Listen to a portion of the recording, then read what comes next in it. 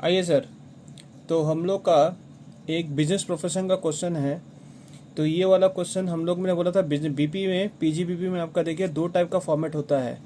एक आपका होता है जब आप कोई बिजनेस का खाता देखते हो, उसका फॉर्मेट आपने क्लास में देख लिया था। पर आज से जो भी वीडियो जो बना रहा हूँ मैं, इसमें क्या है कि अगर किसी प्रोफेशन आदमी का अगर बिजनेस देखना है, यानी उसका इनकम अगर स्टेटमेंट निकालना है तो कैसे निकालेंगे, यानी आज हम लोग प्रोफेशन के बारे में समझ रहे हैं। तो यहाँ पर देखिए क्या बोला, mister Rupam Goswami 45 years is a medical practitioner. तो ये प्रोफेशन आदमी है, एक डॉक्टर है।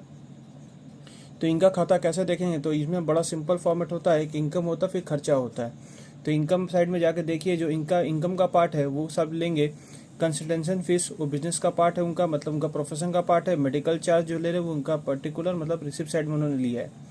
बाकी जो डिविडेंड फ्रॉम इंडियन कंपनी है, विनिंग फ्रॉम लॉटरी है, ये इनका डिविडेंड इंडियन कंपनी आपका एग्जेम्प्ट है, इसलिए वो हमारे इसमें प्रोफेशनल चार्ज नहीं होगा।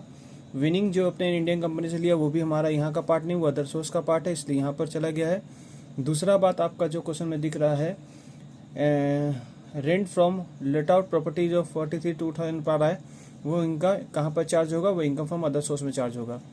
बट अभी क्वेश्चन में क्या देखना, हम लोग का इनकम दो ठो इनकम जो दिख रहा है 8 लाख और 8,80,000 रुपये।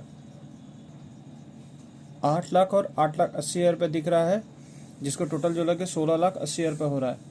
खर्चा में आपको वहाँ देखना पड़ेगा। मेडिकल कंज्यूम जो दिया हुआ है, नोट्स में कुछ बोला नहीं है। आपका एडजस्टमेंट क्या बोला, इक्विपमेंट आपने खरीदा है, रेंट पेड में इंक्लूडिंग जो किया, तो रेंट पे कुछ वर्क उन्होंने बोलते तो जिस पर वर्क करने बोला उस पर वर्क कर लीजिएगा।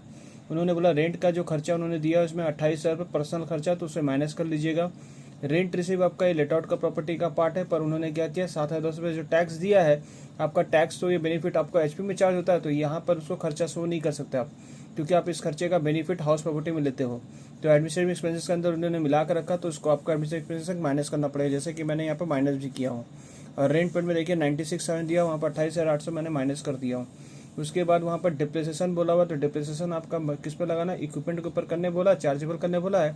तो आपका शुरू में इक्विपमेंट देखिए पॉइंट नंबर 1 में उन्होंने दिया है, आपका शुरू में इक्विपमेंट जो था वो 3,60,000 रुपये था, और आपने न्यू एक्विजिशन इक्विपमेंट भी खरीदा 1 अक्टूबर को खरीदा है 80,000 रुपये। तो कुल मिलाकर आपका जो इक्विपमेंट हो रहा है 3,60,000 प्लस 80,000 रुपये जोड़कर उसके ऊपर 15% आप चार्जेबल करेंगे। ठीक है सर, ओके।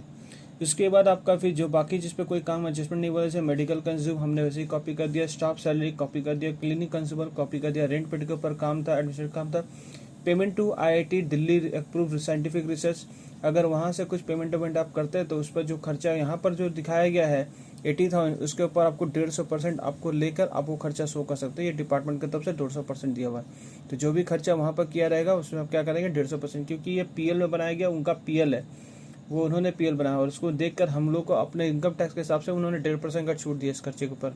तो 80,000 रुपये नहीं लेंगे, 80,000 के ऊपर 150% मानेंगे 1,20,000 रुपये। ये वाला पॉइंट आपको याद आना चाहिए। ठीक है, चलिए सर। तो ये करने के बाद आपका टोटल खर्चा माइनस करिएगा, आपका बिजनेस प्रोफेशन में इनकम जो निकल के आ रहा है 98,000 आपका कुल मिलाकर आपका इनकम निकल के आ रहा है। चलिए सर, थैंक यू।